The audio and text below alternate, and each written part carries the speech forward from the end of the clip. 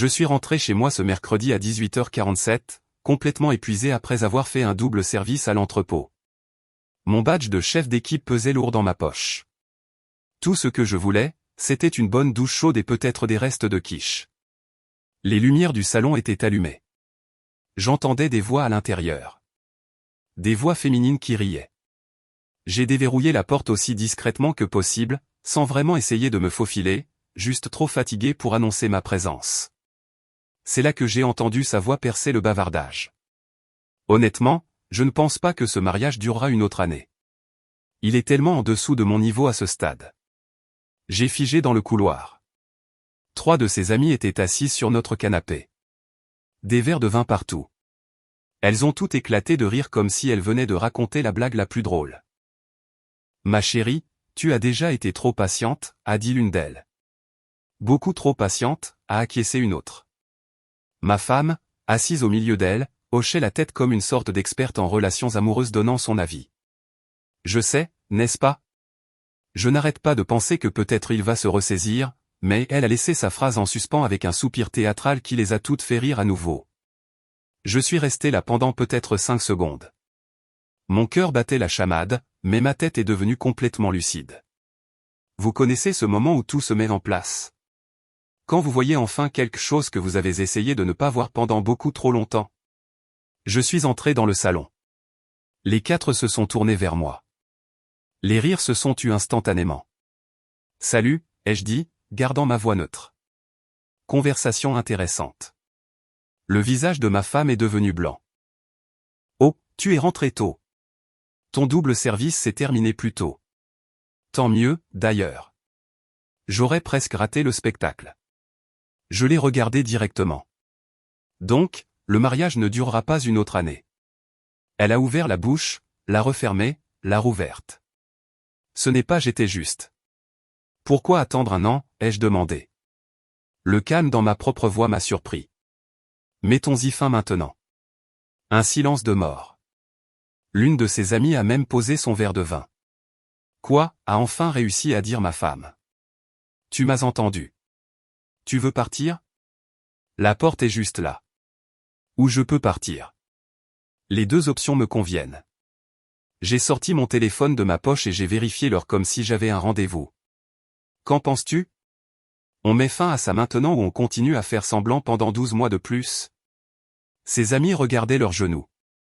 Le groupe confiant et rieur d'il y a 30 secondes avait disparu. Tu es ridicule, a dit ma femme, mais sa voix tremblait. J'étais juste en train de me défouler auprès de mes amis. Tout le monde fait ça. Se défouler? J'ai hoché la tête lentement. Oui, tomber bien en dessous de ton niveau. C'est ça, se défouler. On peut en parler en privé.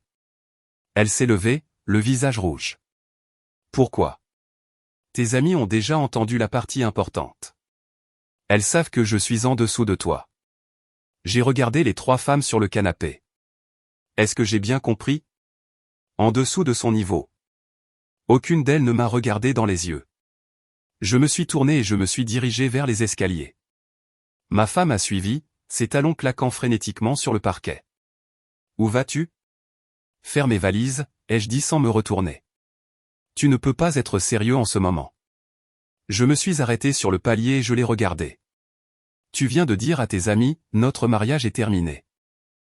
Pourquoi ne serais-je pas sérieux? Ce n'est pas ce que j'ai dit. C'est exactement ce que tu as dit. J'ai continué à monter les escaliers. Elle m'a suivi dans notre chambre, parlant tout le temps. Quelque chose à propos de ma réaction excessive, que ce n'était que des discussions entre filles, que j'étais dramatique. J'ai ignoré la majeure partie pendant que je sortais mon sac de voyage du placard. Vêtements de travail, sous-vêtements, chaussettes, articles de toilette de la salle de bain, chargeur de téléphone.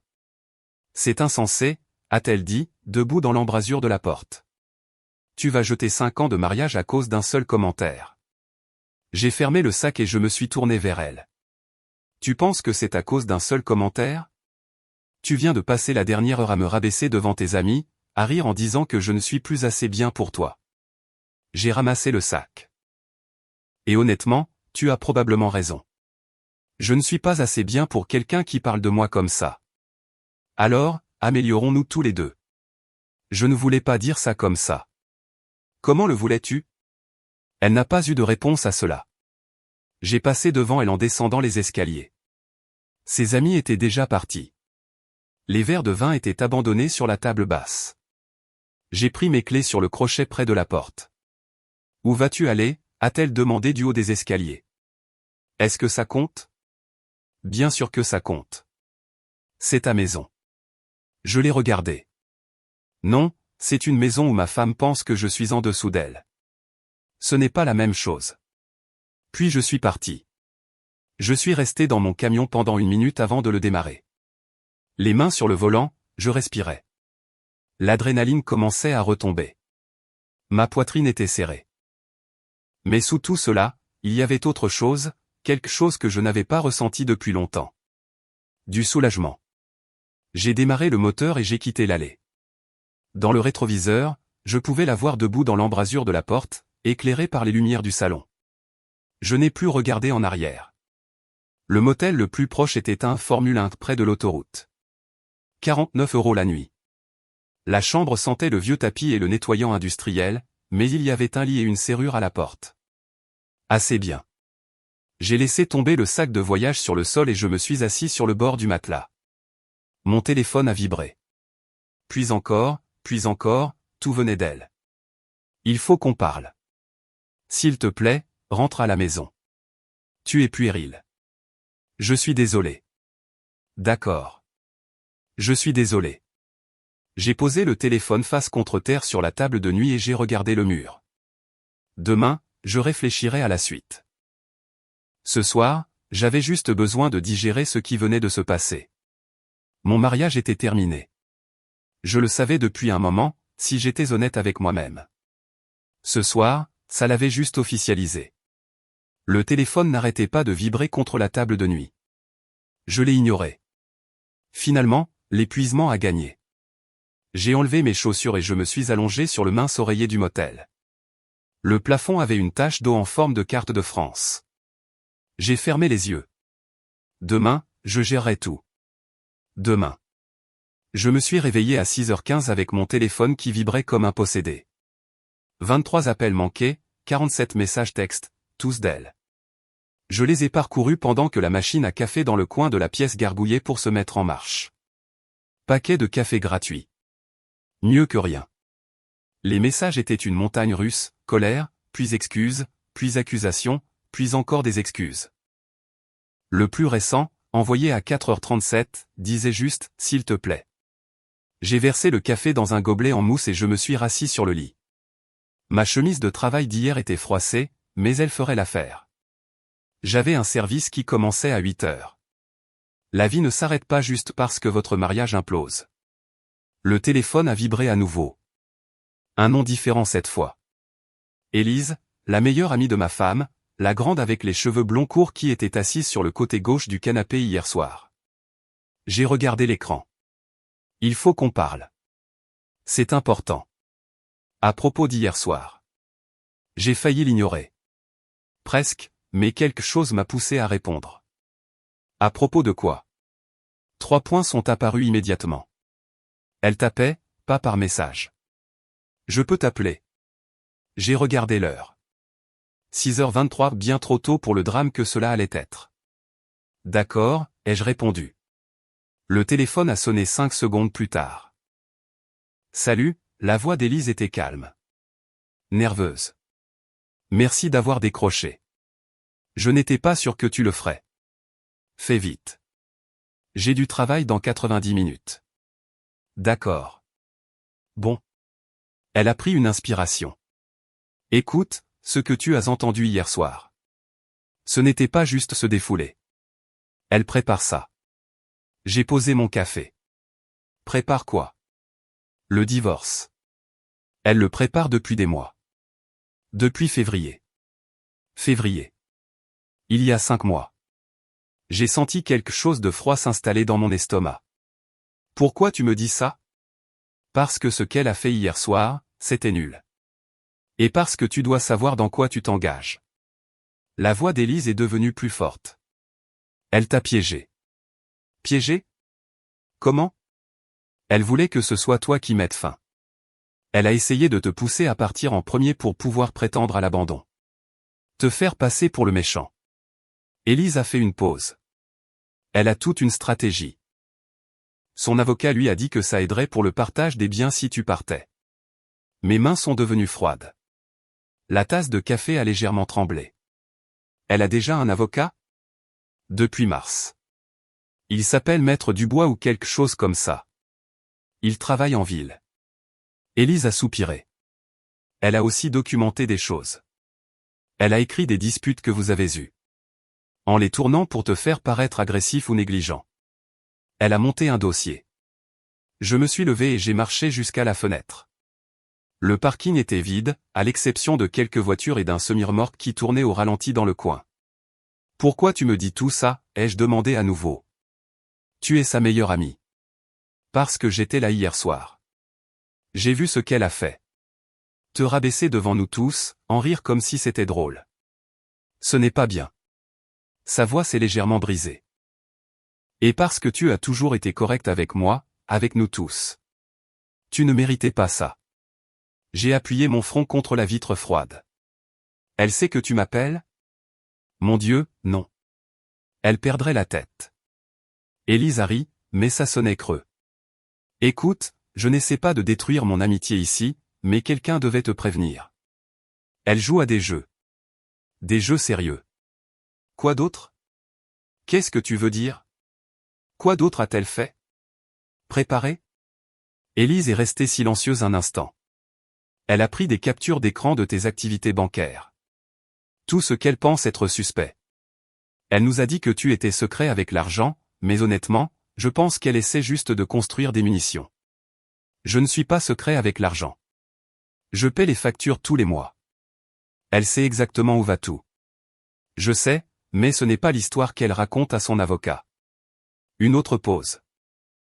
Elle lui a aussi dit que tu étais distant et froid depuis 1 an.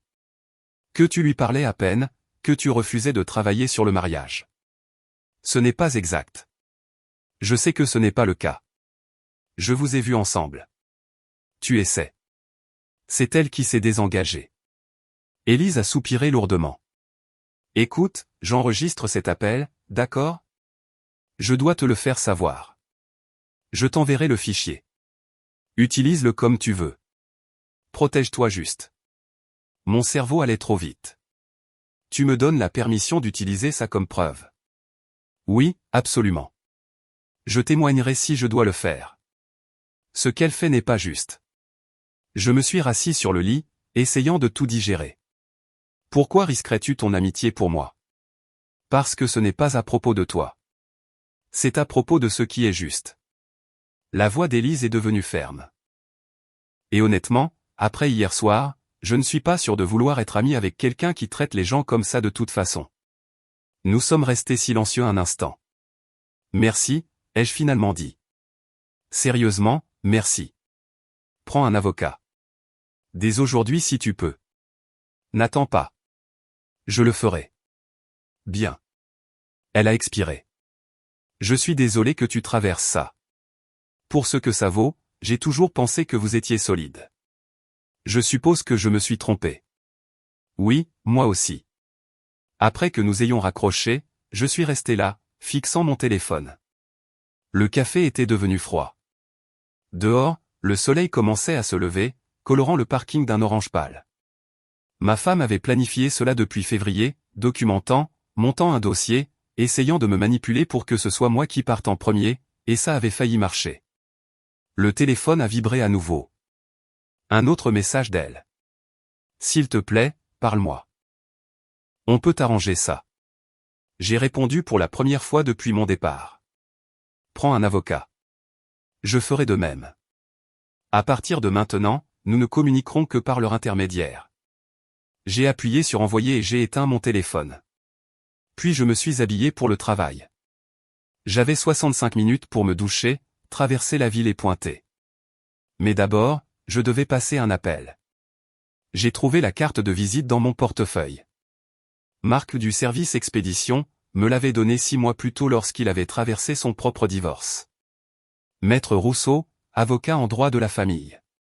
J'ai rallumé mon téléphone et j'ai composé avant de pouvoir me raviser. Une réceptionniste a répondu au troisième coup. Professionnel, poli. J'ai besoin de fixer un rendez-vous pour une consultation, ai-je dit. Dès que possible. C'est urgent. Nous avons un créneau cet après-midi à 16h30 si cela vous convient. J'ai pensé à mon service. Je pourrais partir plus tôt, parler à mon chef d'équipe. C'était plus important. Je prends. Parfait. Puis-je avoir votre nom? J'ai donné mes informations, confirmé le rendez-vous et raccroché. Puis j'ai transféré les coordonnées d'Élise et la feuille d'enregistrement audio à mon adresse email. Je l'ai enregistré à 3 endroits différents. J'ai fait des captures d'écran de tout. Ma femme pensait qu'elle avait 3 coups d'avance. Elle n'avait aucune idée que je venais de la rattraper. J'ai pris mes clés et je suis sorti. La chambre de motel me semblait soudain trop petite. J'avais besoin de bouger, de travailler, de réfléchir.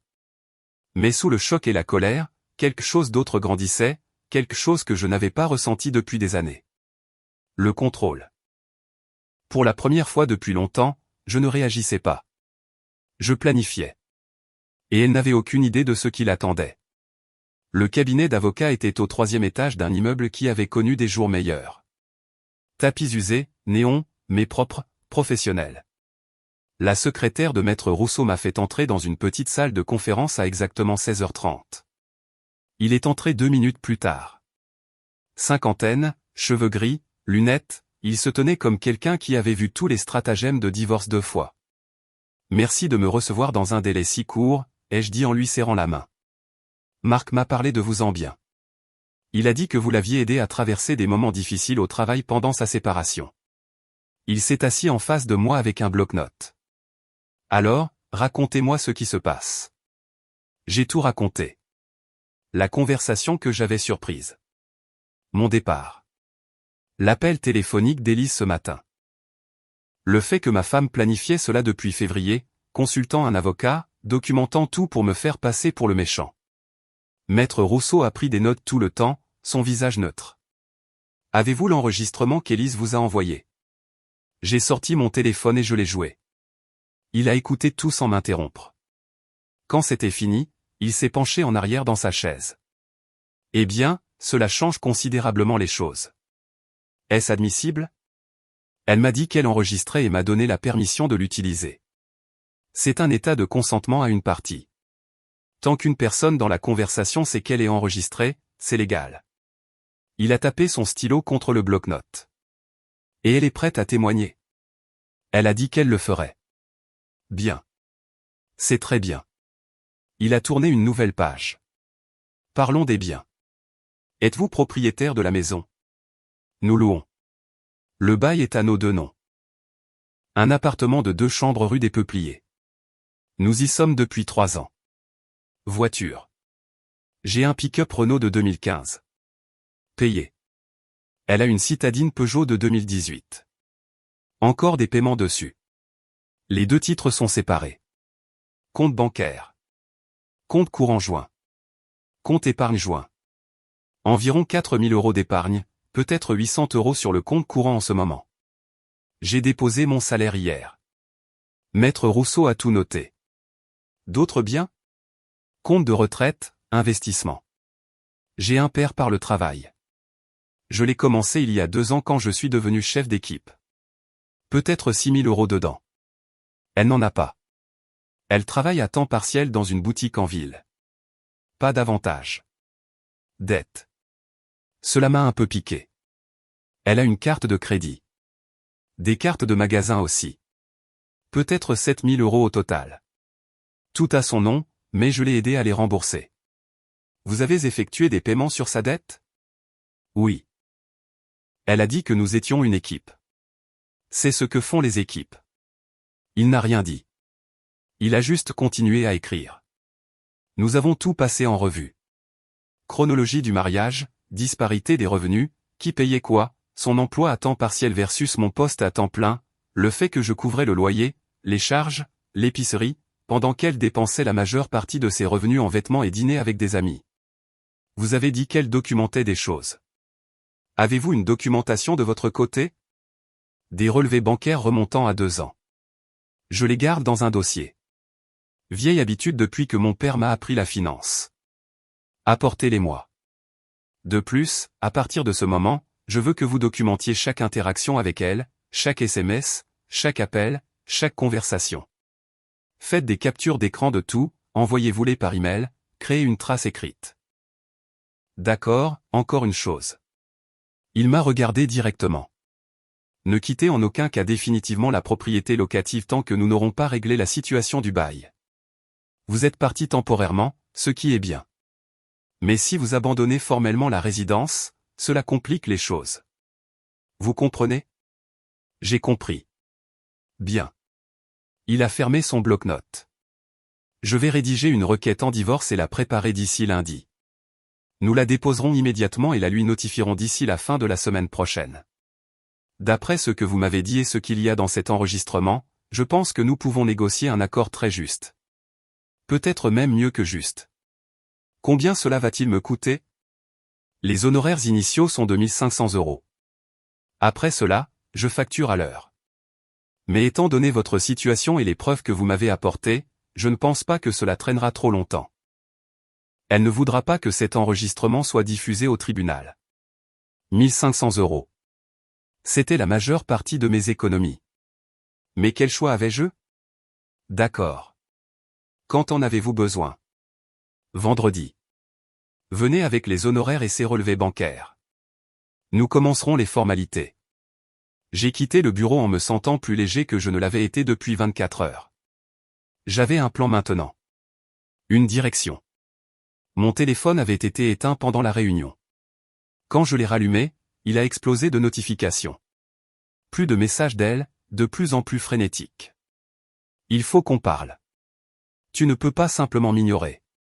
C'est puéril. Je suis ta femme. Tu me dois une conversation. J'ai ignoré tous les messages et j'ai tapé un message. Ne me parlez qu'à travers les avocats à partir de maintenant. Le mien vous contactera la semaine prochaine. Sa réponse est arrivée en quelques secondes. Tu es sérieux, là? Je n'ai pas répondu. Au lieu de cela, je suis allé à la banque et j'ai retiré 1 500 € de notre compte épargne joint, j'ai documenté cela avec une photo du bordereau de retrait, j'ai transféré le reste de l'épargne vers un nouveau compte à mon seul nom. Légal, selon Maître Rousseau, tant que je documentais tout. Puis je me suis arrêté chez Carrefour, j'ai acheté un nouveau carnet, des stylos et une boîte à documents ignifuges. J'ai commencé ma propre trace écrite. Au moment où je suis rentré au motel, il était presque 20 heures. J'étais épuisé. Mais il y avait encore une chose que je devais faire. J'ai appelé mon chef d'équipe à l'entrepôt. Pierre, un type bien. Ancien militaire, il ne tolérait pas les drames, mais comprenait quand la vie devenait compliquée. Salut, Pierre. Tu as une minute? Bien sûr. Qu'est-ce qui se passe? Situation personnelle. Je suis en cours de séparation. Ça pourrait être compliqué. Je voulais juste te prévenir au cas où elle essaierait d'appeler l'entrepôt ou de créer des problèmes. Silence un instant, puis. Désolé d'entendre ça, mec. Tu as besoin de temps libre? Non. Le travail est en fait la meilleure chose pour moi en ce moment. Mais si elle se présente ou appelle pour moi, j'apprécierais que tu lui dises simplement que je ne suis pas disponible. Considère que c'est fait. Et, si tu as besoin de parler ou quoi que ce soit, ma porte est ouverte. Merci, Pierre. Ça compte beaucoup.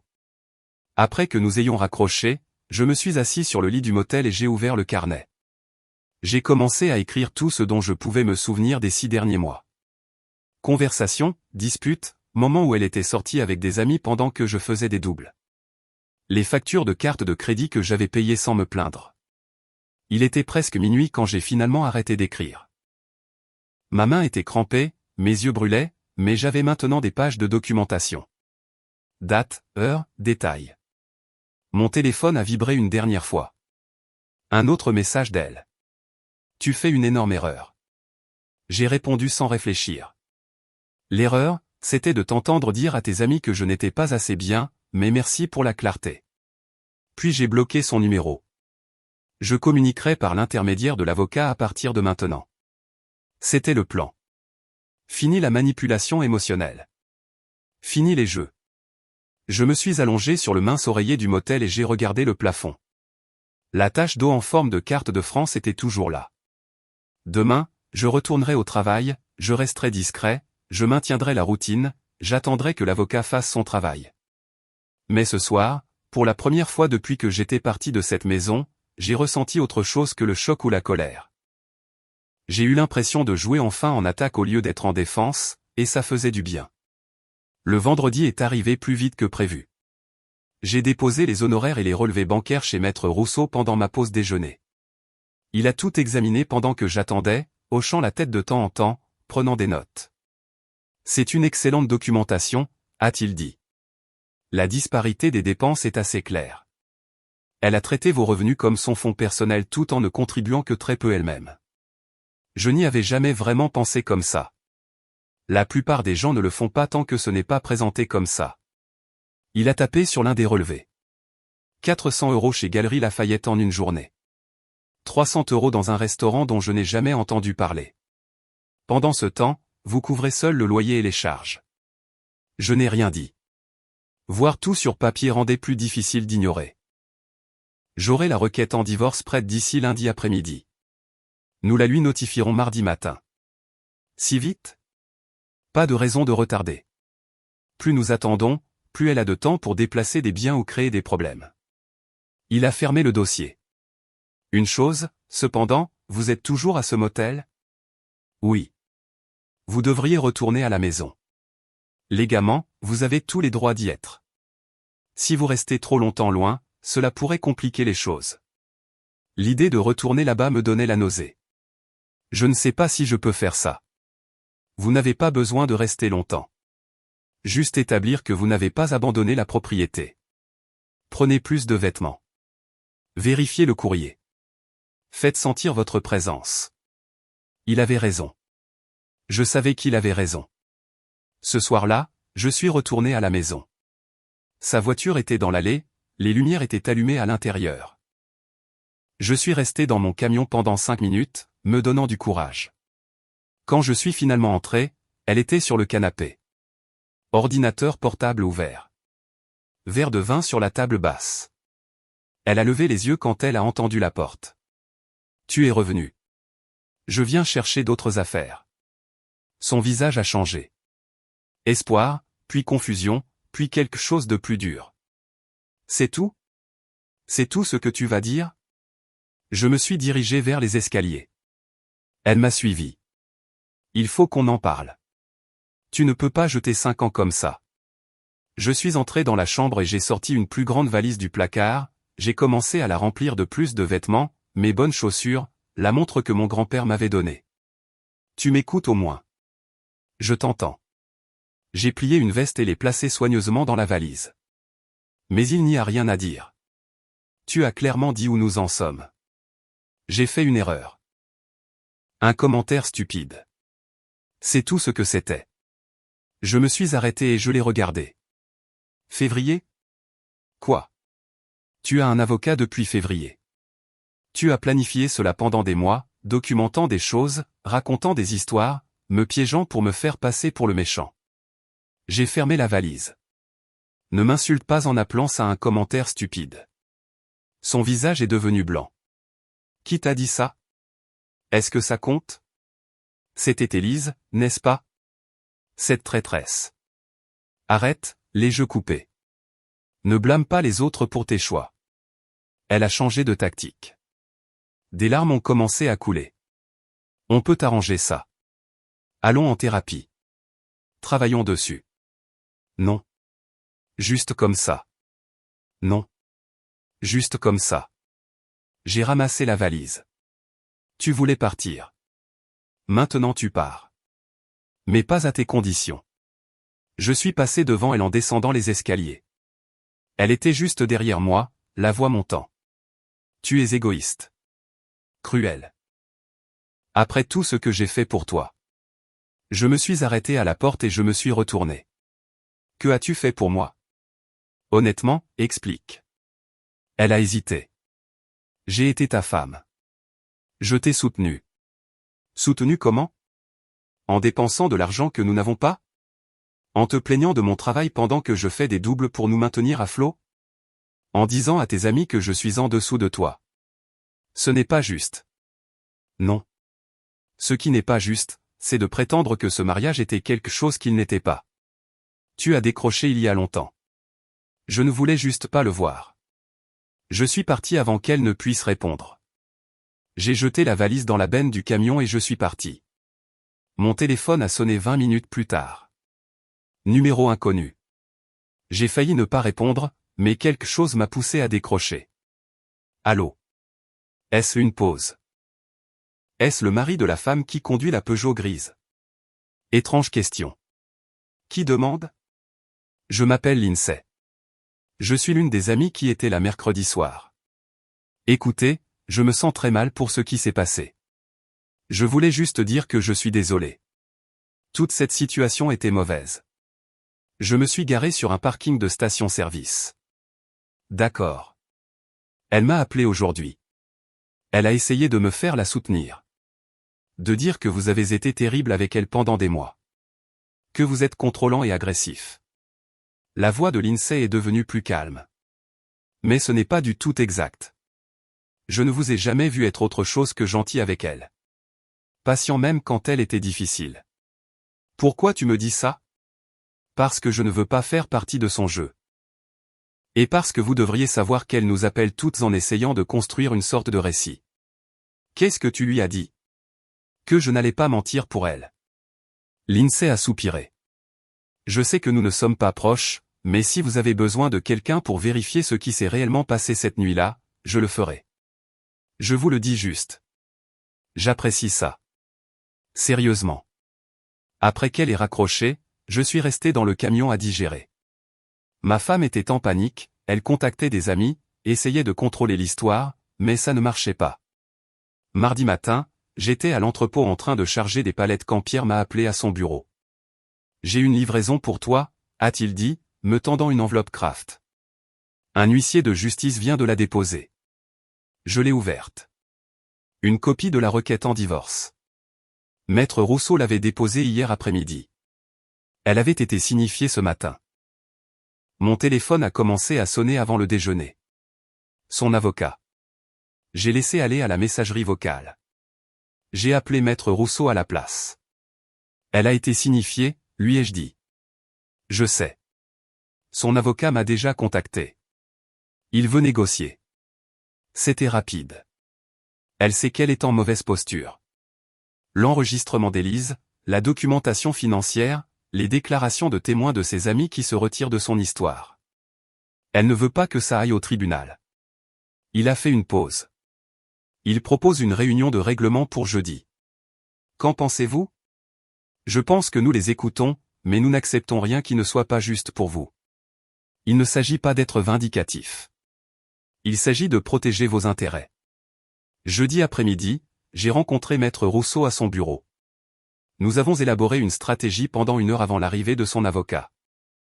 Une femme d'une 40aine d'années, tailleur élégant, mallette qui coûtait probablement plus cher que mon camion. Elle a exposé leurs propositions. Ma femme prendrait sa voiture, ses biens personnels, et renoncerait à toute réclamation sur mon père. Il partagerait le compte joint restant 50-50e. Elle voulait que je couvre sa dette de carte de crédit dans le cadre du règlement. Absolument pas, a dit Maître Rousseau avant que je ne puisse parler. Cette dette a été contractée par elle pour ses dépenses. Il a des documents prouvant qu'il a déjà payé des milliers d'euros pour cela. Elle peut gérer le reste. Mon client ne travaille qu'à temps partiel. Elle ne peut pas se permettre. Votre client a un baccalauréat et 10 ans d'expérience professionnelle. Elle est capable de travailler à temps plein. Il a fait glisser un dossier sur la table. Voici les relevés montrant exactement comment les fonds joints ont été dépensés. Facture de restaurant, virée shopping, journée spa. Pendant ce temps, mon client couvrait seul le loyer, les charges et l'épicerie. Au contraire, il a droit à un remboursement. L'avocate a feuilleté les papiers, son expression se durcissant. Nous sommes prêts à négocier, a-t-elle finalement dit. Nous aussi, mais pas sur la dette. Elle la garde. Elle couvre également ses propres frais d'avocat. Ils se sont disputés pendant 20 minutes. Finalement, ils se sont mis d'accord sur les termes. Une séparation nette. Pas de pension alimentaire de part et d'autre. Elle prendrait sa voiture et sa dette. Je garderais mon camion et mon père. Les comptes joints seraient partagés équitablement. Le bail serait résilié tôt, les pénalités partagées entre nous. Ce n'était pas parfait, mais c'était juste. Plus important encore, c'était fait. Nous allons rédiger les documents, a dit son avocate en rangeant sa mallette. Il devrait être prêt à être signé la semaine prochaine. Après son départ, Maître Rousseau s'est tourné vers moi. Ça va? Oui, je pense que oui. C'était un bon résultat. Vous vous êtes protégé et vous en êtes sorti sans vous faire avoir. C'est une victoire. J'ai repris le chemin du motel, me sentant étrange. Plus léger mais aussi sans attache. 5 ans de mariage se terminant par des signatures sur papier. Cette nuit-là, j'ai reçu un SMS de mon ex-femme. Juste une ligne. J'espère que tu es heureux maintenant. Je l'ai regardé longtemps. Puis j'ai répondu. Je ne suis pas heureux mais je suis libre. Il y a une différence. J'ai supprimé son numéro après cela. Je l'ai bloqué de mon téléphone entièrement. Le lendemain matin, j'ai commencé à chercher des appartements, des petits, abordables, plus près du travail. Il était temps de construire quelque chose de nouveau. Quelque chose qui m'appartenait vraiment. Les documents ont pris 3 semaines à être finalisés. Pendant ce temps, plus d'informations sont apparues que je ne l'avais jamais imaginé. Élise m'a envoyé des captures d'écran, des messages entre mon ex-femme et son avocat de mars, discutant de stratégies pour maximiser le règlement, de plans pour documenter mon comportement, exagérer les disputes, prétendre que j'étais financièrement contrôlant alors que les relevés bancaires prouvaient le contraire. Maître Rousseau les a ajoutés au dossier. Assurance, a-t-il appelé cela? Au cas où elle essaierait de changer les termes à la dernière minute. Elle ne l'a pas fait. Le jour de la signature, elle est apparue au bureau de l'avocat l'air fatigué. Cheveux attachés, sans maquillage, différente de la version soignée qu'elle présentait habituellement. Nous avons signé dans des salles séparées. Je n'ai jamais vu son visage ce jour-là. Les retombées dans son cercle social se sont produites plus rapidement que prévu. L'INSEE n'était pas la seule à m'avoir contacté. Un autre ami, Ben, m'a envoyé un message s'excusant d'avoir ri cette nuit-là. Il a dit qu'il avait honte de tout ce qui s'était passé. Elle nous a dit que tu étais contrôlant et distant, a écrit Ben. Mais après qu'Élise nous ait dit ce qui se passait, nous avons réalisé qu'elle avait menti sur beaucoup de choses. Le groupe qui se rencontrait 2 fois par semaine pour des dîners et du vin a cessé de l'inviter. J'en ai entendu parler par Marc au travail dont la petite amie connaissait l'une d'elles. Apparemment, elle a essayé d'organiser quelque chose dans son nouvel appartement et une seule personne est venue. Marc m'a dit pendant une pause, le karma est parfois brutal. Je n'ai pas ressenti de satisfaction en entendant cela, juste du vide. Mon ex-femme a emménagé dans un studio de l'autre côté de la ville, a pris un 2e emploi à temps partiel dans un café pour couvrir les factures. La dette de carte de crédit qu'elle avait lutté pour éviter de prendre était maintenant entièrement la sienne. Pendant ce temps, j'ai trouvé un appartement d'une chambre à 15 minutes de l'entrepôt. Rien d'extraordinaire, mais il avait une bonne lumière et de l'espace pour mes affaires. J'ai emménagé un samedi avec l'aide de Pierre et Marc. Appartement de célibataire, a plaisanté Marc en posant une boîte étiquetée cuisine. Tu vas très bien t'en sortir, mon gars. Peut-être. Je n'étais pas encore sûr. Le travail est devenu mon encre. Je m'y suis jeté à corps perdu. J'ai pris des quarts supplémentaires quand on me l'offrait. Pierre l'a remarqué et m'a pris à part un après-midi. Tu fais du bon travail, a-t-il dit. Continue comme ça et il pourrait y avoir un poste d'assistant manager qui s'ouvrira dans quelques mois. Intéressé? Oui, absolument. La vie avançait lentement, mais elle avançait. 2 mois après la finalisation du divorce, j'étais en train de déjeuner à la boulangerie Paul près du travail quand quelqu'un a prononcé mon nom, Clara Dubois. Elle travaillait au service comptabilité de l'entrepôt. Nous avions parlé quelques fois lors d'événements d'entreprise. Toujours des conversations agréables sur des sujets sans importance. Salut, a-t-elle dit, s'approchant avec son sandwich. Ça te dérange si je m'assois? Vas-y. Nous avons parlé du travail pendant un moment. Puis elle a demandé comment j'allais. Pas la version polie que les gens demandent quand ils s'en fichent. La version qui veut vraiment savoir. J'y arrive, ai-je dit honnêtement, un jour à la fois. J'ai entendu parler de votre divorce. Je suis désolé que vous ayez traversé ça. Merci. C'était difficile, mais je suis mieux maintenant. Elle a hoché la tête, jouant avec sa serviette. Ce sera peut-être direct, mais voudriez-vous prendre un café un jour en dehors du travail? Je l'ai regardé. Vraiment? Je l'ai regardé. Cheveux bruns, sourire chaleureux, yeux intelligents. Oui, ai-je dit. J'aimerais bien. Nous avons échangé nos numéros. Nous avons pris des dispositions pour samedi matin. Quand j'ai quitté Paul ce jour-là, quelque chose était différent. Pas exactement du bonheur, mais de la possibilité. Ce soir-là, j'ai reçu un dernier SMS d'un numéro inconnu. Mon ex-femme utilisant le téléphone de quelqu'un d'autre. J'espère qu'elle en vaut la peine. Je l'ai regardé longtemps. Puis j'ai répondu. Je ne suis pas heureux mais je suis libre. Il y a une différence. J'ai supprimé son numéro après cela. Je l'ai bloqué de mon téléphone entièrement. Certaines personnes n'apprennent jamais, mais ce n'était plus mon problème. Le samedi est arrivé. J'ai rencontré Clara dans un café du centre-ville. Nous avons parlé pendant 2 heures de tout sauf de mon divorce ou de ses relations passées. Quand nous sommes finalement partis, elle m'a souri. C'était sympa. Tu veux recommencer? Absolument. En retournant à mon camion, j'ai réalisé quelque chose. Pour la première fois depuis plus d'1 an, je ne pensais pas à ce qui avait mal tourné dans mon mariage. Je pensais à ce qui pourrait bien se passer ensuite. 6 mois après la finalisation du divorce, Pierre m'a appelé à son bureau.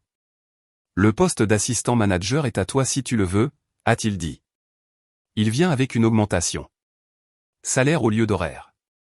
Meilleurs avantages. J'ai serré sa main. Je le veux. Bien. Tu l'as mérité.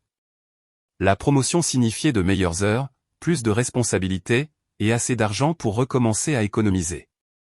J'ai déménagé dans un appartement plus agréable. Cette fois, un 2 pièces avec un petit balcon. J'ai acheté des meubles qui étaient vraiment les miens, pas des vestiges d'un mariage raté. Clara et moi sortions ensemble depuis 4 mois. Rien de précipité, rien de compliqué, juste 2 personnes qui apprenaient à se connaître sans le poids des bagages. Elle m'a rejoint dans mon nouvel appartement un samedi avec du café et des viennoiseries. C'est super, a-t-elle dit en regardant autour d'elle. Ça te ressemble. Oui, ça me ressemble. Nous avons passé l'après-midi à aménager mon salon. Elle avait meilleur goût que moi et n'hésitait pas à le dire. Ça ne me dérangeait pas. Ça faisait du bien d'avoir quelqu'un qui pouvait être honnête sans que cela ne se transforme en dispute. Plus tard, nous étions assis sur le balcon quand elle a demandé « Tu penses encore à elle ?»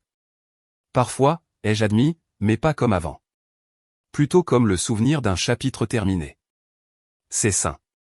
Et toi? Tu penses encore à ton ex? Seulement quand je me souviens pourquoi je l'ai quitté. Elle a souri. Surtout, je suis juste contente de l'avoir fait. Nous sommes restés dans un silence confortable après cela, regardant le soleil se coucher. J'ai croisé Élise chez Carrefour une semaine plus tard. Elle avait l'air différente, les cheveux plus courts, plus confiante d'une certaine manière. « Salut », a-t-elle dit. « Comment vas-tu ? » « Bien. Vraiment bien, en fait.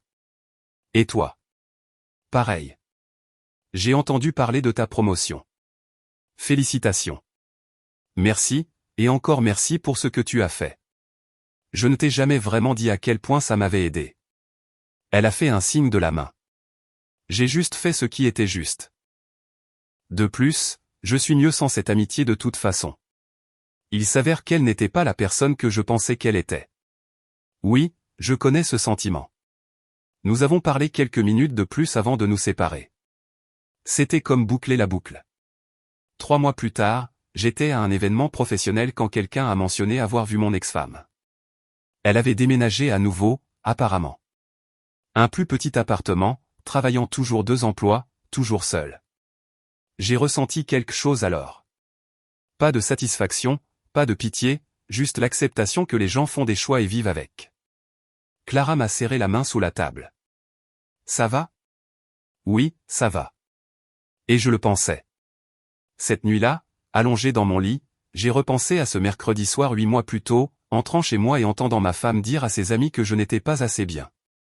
L'humiliation, la colère, la décision de simplement partir. C'est la meilleure chose qui me soit jamais arrivée. Non pas parce que j'aimais la douleur ou que je voulais me venger, mais parce que cela m'a forcé à arrêter d'accepter moins que ce que je méritais. À arrêter de chercher des excuses pour quelqu'un qui ne me respectait pas. À enfin me choisir. Mon téléphone a vibré. SMS de Clara. Merci pour ce soir. À demain. J'ai souri et j'ai répondu. Absolument. Puis j'ai posé le téléphone et j'ai fermé les yeux. Demain, j'irai travailler à un poste que j'avais gagné grâce à de réels efforts. Je rentrerai chez moi dans un appartement que j'avais payé moi-même. Peut-être que je verrai Clara, peut-être pas. Dans tous les cas, j'irai bien parce que j'avais appris quelque chose d'important à travers tout cela. On ne peut pas construire un avenir avec quelqu'un qui planifie secrètement votre départ. On ne peut pas aimer quelqu'un pour qu'il nous respecte. Et on ne peut pas gagner un jeu auquel on ne savait pas que l'on jouait. Mais on peut partir.